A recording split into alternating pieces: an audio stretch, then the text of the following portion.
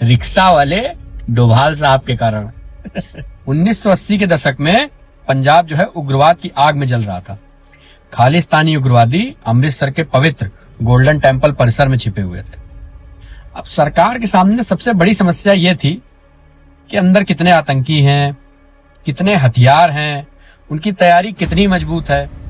बिना सही जानकारी के ऑपरेशन करना भी खतरनाक हो सकता था। भाई मंदिर परिसर है, लोगों की जानमाल को हानि हो सकती थी। अब यहीं से शुरू होता है सबसे खतरनाक मिशन।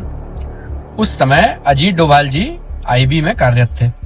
उन्होंने फैसला लिया कि अंदर की जानकारी चाहिए तो किसी को तो अंदर जाना पड़ेगा भाई। अब लेकिन ये साधारण व्यक्ति तो कोई जा नहीं सकता था कि भाई किसी को भी भेज देंगे, या कोई पुलिस का अधिकारी भी नहीं जा सकता था, कोई आर्मी का अधिकारी भी नहीं जा सकता था। वो लोग किसी से बातचीत ही करने को तैयार नहीं थे। फिर डोभाल साहब ने रिक्शा चालक का भेज लिया। रिक्शा चलाते चलाते चलाते धीमे से पहुंचे और स्वर्ण मंदिर के आसपास रिक्शा चलाना शुरू कर दिया। धीमे धीमे लोगों को परखा, स्थानीय माहौल में घुस गए। किसी को शक नहीं हुआ। उनको लगा ये यहीं का लोकल रिक्शा वाला है जो डेली चलाता है। यही सबसे बड़ी उनकी ताकत बनी। अब जो है वो दुश्मनों के बीच पहुंचे कैसे? बताया जाता है डोभाल साहब ने आतंकियों के सामने खुद को पाकिस्तान की खुफिया एजेंसी आईएसआई का एजेंट बताया कि मैं आईएसआई का एजेंट हूँ और यहाँ जो है पाकिस्तान के लिए जासूसी कर रहा हूँ। अब आतंकवादियों को लगा ये पाकिस्तान से जो है उनके लिए मदद आई है। धीमे धीमे डोभाल साहब पे उनका भरोसा बढ़ गया। यहीं पर उन्हें मंदिर परिसर के अंदर पहुंचने का मौका मिल गया।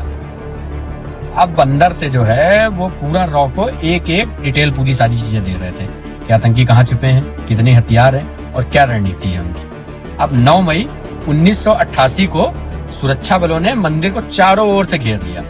ऑपरेशन का नेतृत्व पंजाब पुलिस और सुरक्षा एजेंसियों ने मिलकर किया था। रणनीति जो थी वो बेहद सटीक थी डोभाल साहब की बदौलत। ऊंची इमारतों पर स्नाइपर्स तैयार कर दिए गए थे। पानी और बिजली की सप्लाई पूरी तरीके से रोक दी गई थी और एट लास्ट 18 मई 1988 को आतंकवादियों ने समर्पण कर दिया। ये सब कुछ संभव हो पाया रिक्शा वाले डोभाल साहब के कारण। बिना बड़े नुकसान के बहुत बड़ी जीत हुई। यह ऑपरेशन इसलिए भी खास था क्योंकि 1984 के ऑपरेशन ब्लू स्टार के बाद सरकार यह नहीं चाहती थी कि किसी भी धार्मिक स्थल को दोबारा नुकसान पहुंचे। और इस मिशन के बाद डोभाल साहब का जो है जलवा अलग ही स्तर पे पहुंच गया। उनको जो है देश बिल्कुल सुपर स्पाई के रूप में जानने लगा और उन्हें वीरता के लिए कीर्ति चक्र से भी सम्मानित किया गया, जो देश के सबसे बड़े पुरस्कारों में है। जय श्री राम।